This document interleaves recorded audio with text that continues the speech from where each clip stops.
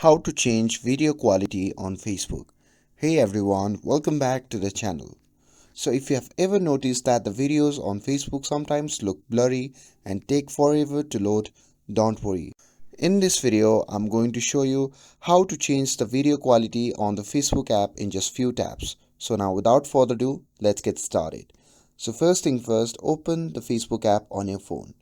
And once you have opened it, simply tap on the three dash icon shown in the top right corner of the screen.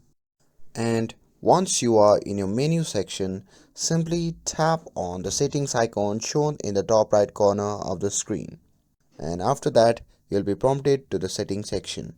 And once you are here, simply scroll down to the preference section, and here you can see the option labeled as media. So simply tap on that.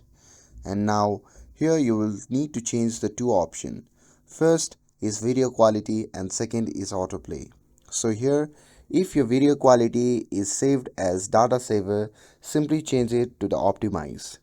And at the autoplay section, you can also change your option from on mobile data on Wi-Fi only to never autoplay videos. And that's it.